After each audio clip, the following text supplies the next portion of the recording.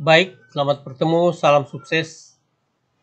Pada kesempatan ini kita akan mempelajari atau belajar bersama Visual Basic 19 atau Visual Basic 2019. Masih ada versi terbaru, yaitu 2022. Sudah ada yang dirilis. Namun kali ini kita mempelajari Visual Basic 2019 yang terkait dengan Visual Studio 2019. Jadi yang kita install adalah Visual Studio 2019. Setelah kita install, sudah pasti cara menginstallnya itu ada mekanisme tersendiri atau ada prosedur tersendiri yang kita harus mengetahui. Pada kesempatan yang lain saya akan buat video bagaimana menginstall Visual Studio 2019. Pada kesempatan ini kita akan membahas bagaimana memulai Visual Basic 2019, yaitu kita buka foldernya, ya, kita buka Visual Basic-nya, yaitu yang memiliki simbol seperti ini. Jadi ada simbolnya, tinggal kita klik saja, maka dia akan tampil sejumlah pilihan, yaitu yang pertama kita disuruh memilih Visual Basic, yaitu pada jendela yang pertama ini ada sebuah simbol tombol di sini. Kita klik di sini, lalu kita pilih Visual Basic-nya, ya. Lalu nanti kita pilih lagi pada tombol yang berikut, yaitu tombol yang berikut. Kita klik di sini, lalu kita pilih Windows. Kemudian pada tombol yang lain kita pilih lagi, pada tombol berikut kita pilih lagi ini, yaitu kita pilih desktop, atau bisa juga dengan all project. Jadi ini bisa kita pilih beberapa. Nah, di dalam pilihan pertama tadi Visual Basic ini, itu di dalamnya ada sejumlah program, ya, yang dapat diakses melalui Visual Studio 2019 ini.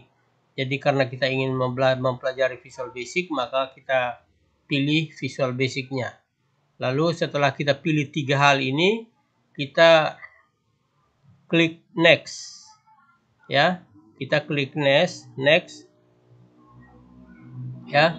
Kemudian dia akan tampilkan lagi jendela seperti ini, pilihan seperti ini. Yang keempat, ya, kita pilih form Windows, yaitu seperti ini. Jadi kita klik di sini, baru kita klik next. Yang keempat, kemudian yang kelima kita klik next, ya. Yang kelima kita klik next. Ini, ya, kita klik next di sini. Kemudian akan disodorkan lagi sebuah jendela. Kita menulis nama program atau nama file kita di sini. Jadi namanya terserah kita tulis di kolom ini. Ketika kita tulis di kolom ini nama apa saja, misalkan latihan atau coba 1 atau latihan 1, akan otomatis mengganti yang lain. Kemudian di sini juga ada penyimpanan. Misalkan penyimpanannya di mana, kita bisa klik di ujung ini untuk memilih folder penyimpanan. Terserah kita, itu bebas. Setelah itu kita klik next, ya. Yang ketujuh kita klik next. Kemudian kita klik kita sudah menulis ini tadi, ya. Kita klik next.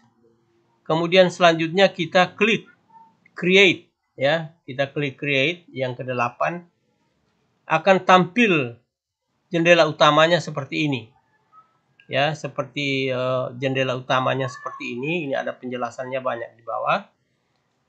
Pada jendela utama ini ada beberapa fitur atau beberapa fasilitas. Yang pertama, toolbox. Toolbox ini kita pakai untuk semua pekerjaan kita pilih dari sini. entah tombol, entah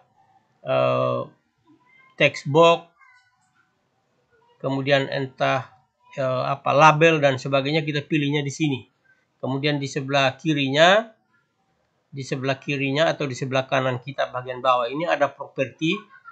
Kalau ini dua ini belum ada, kita boleh klik di view, ya, view, lalu kita pilih toolbox-nya, kemudian view lagi kita pilih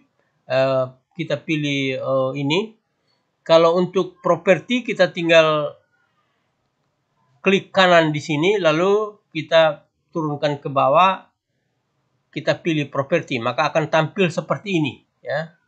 Kemudian yang bagian kanan atas ini adalah penampilan jendela atau folder jendela di mana file kita berada. Jadi pada folder apa, kemudian nama proyeknya apa, nama filenya apa, akan tampil di sini. Nah, setelah ini berarti kita sudah siap. Penjelasannya seperti ini. Ada toolbox, ada properti, kemudian ini klik view toolbox kalau ini tidak ada misalnya. Kalau toolbox-nya tidak ada. Kemudian untuk selain itu, untuk kita menambah, ya,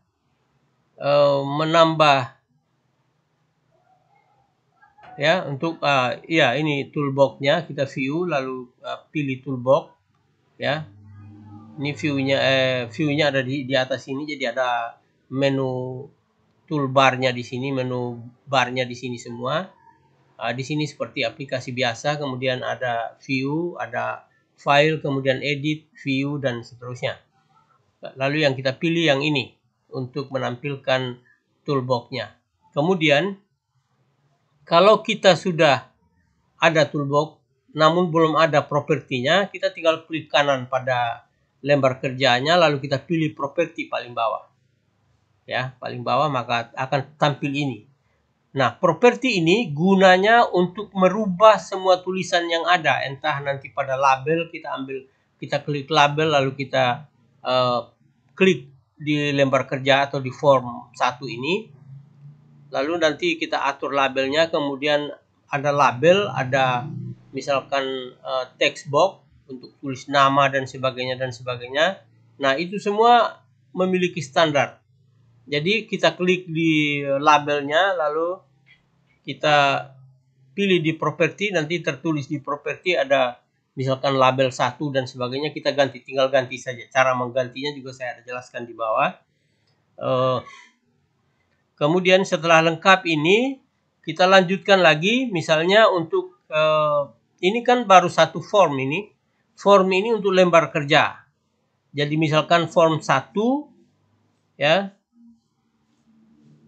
Form 1 ini di sini lembar kerja siap.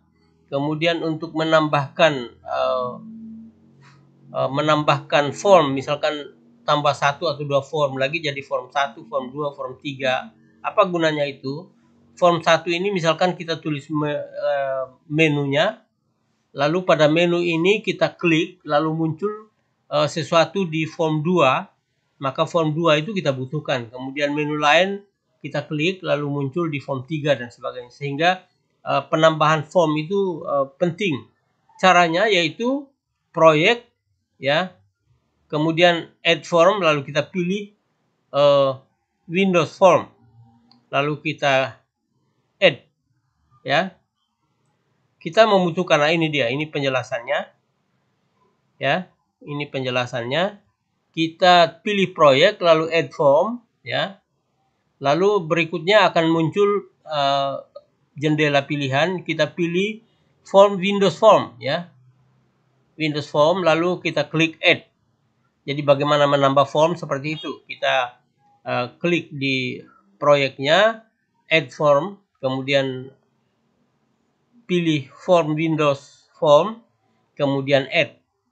Selanjutnya akan muncul beberapa tambahan form di dalam, tergantung berapa kita tambahkan formnya. Lalu seandainya kita ingin menulis di sini, ya, kita sangat membutuhkan tadi ini. Jadi toolbox ini kita sangat membutuhkan karena semua fasilitas yang ada di dalam, entah berupa perintah dalam DOS dan sebagainya, dalam Visual Basic dan sebagainya. Yang jelas fasilitasnya ada di toolbox-nya. Kemudian di propertinya, bagaimana kita merubah, mengganti nama dan sebagainya, mengganti warna, mengganti ukuran huruf dan sebagainya ada di properti. Kemudian untuk mengganti tulisan pada tombol atau label atau text box yang ada di dalam jendela properti, kita tinggal klik, ya, kita klik tombolnya. Misalkan ini label, kita klik, akan muncul otomatis tanda aktif di sini di labelnya, ya. Kita cari labelnya di sini. Ini bisa kita cari karena ini banyak sekali. Kita geser barnya di sini, di mana labelnya, label 1 misalnya, kita klik label 1, lalu kita cari di sini, lalu kita klik di teksnya, lalu labelnya kita ganti nama sesuai dengan yang kita butuhkan, misalkan nama, misalkan alamat, tanggal lahir, dan sebagainya. Jadi ini sudah ada petunjuknya. Selanjutnya untuk menulis, demikian juga untuk text box, kita ambil juga dari sini, lalu kita klik di sini, kita atur besar kecilnya, lalu kita aktifkan, lalu kita ganti namanya dan sebagainya. Kemudian juga untuk tombol atau button, kita ambil dari toolbox-nya, lalu kita klik di sana, lalu kita klik lagi di sini, lalu kita atur lebar tingginya di sini, lalu kita aktifkan dengan klik, lalu kita ganti nama, misalkan apa, misalkan buttonnya atau tombolnya untuk mengisi nama, atau untuk mengisi tanggal lahir, atau untuk menulis apa saja di dalam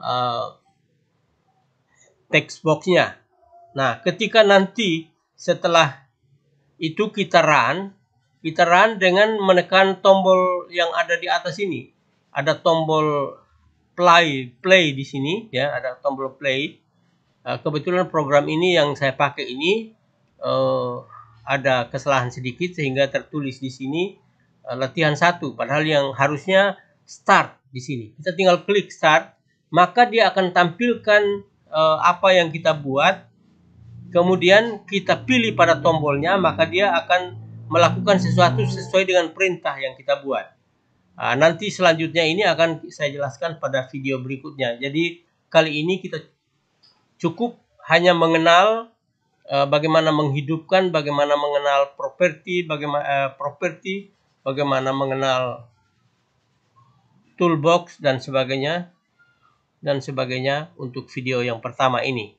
Saya kira itu dulu yang dapat saya jelaskan pada video pertama ini. Nanti kalau ada pertanyaan atau kurang jelas, bisa bertanya langsung ke saya. Saya kira itu mudah-mudahan berguna. Terima kasih.